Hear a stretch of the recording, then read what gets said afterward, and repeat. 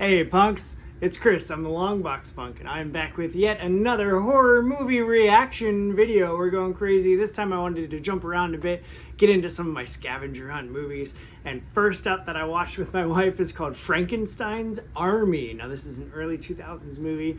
We watched it on Tubi totally for free. If you don't know about Tubi, it's fantastic. They have such a weird, wild collection of horror movies, and quite a few that are on my list of 80 this year are going to be watched on Tubi. So if you don't know it, check out Tubi for sure. But Frankenstein's Army is, it's wild.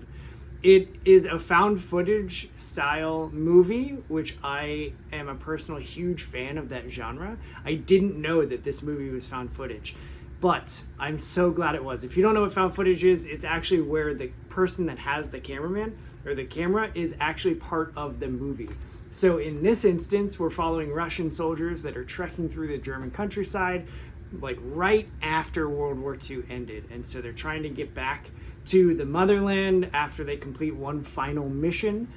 And as they're trekking through, it essentially is a Russian soldier that's documenting everything with the camera. And so that's what we're watching, is what he's documenting. So at times we'll have soldiers that'll directly look like just over the camera, and they're talking to the guy carrying the camera. And so not everything is very steady. It's not always a steady shot. Sometimes he's running through the woods or trying to hide in the factory once we get there. And I really enjoy it. You feel more immersed and you feel more part of the story when it's found footage for me. Some people don't get it. They don't like it because of the motion sickness stuff. But for me, that just adds to my enjoyment of it. But as these Russian soldiers are trekking through the wilderness, they get a random radio call. And it's the only call that comes through, asking for help, and they give coordinates. They don't have anything else. And so, of course, they pick up everything and they change direction and go to where the coordinates were. But once they get there, they realize that they may have been duped because they get attacked by this crazy looking monster.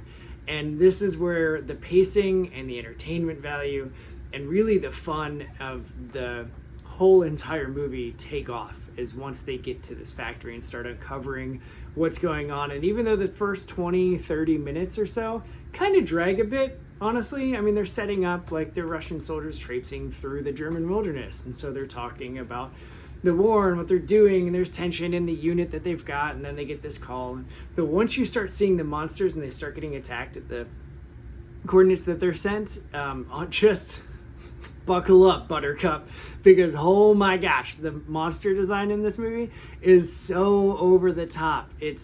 And again, it's like steampunky, Nazi looking weird robot people that have crazy attachments and crazy powers, and one has a giant drill for a mouth and he's walking on huge stilts and is chasing these soldiers through this factory. And then we finally meet the doctor who's been creating all of these and doing his experiments, and it just, like, everything just kind of goes wild. For me, the last act kind of lagged a little bit, but as a whole, anytime those monsters were on screen, I was wildly entertained.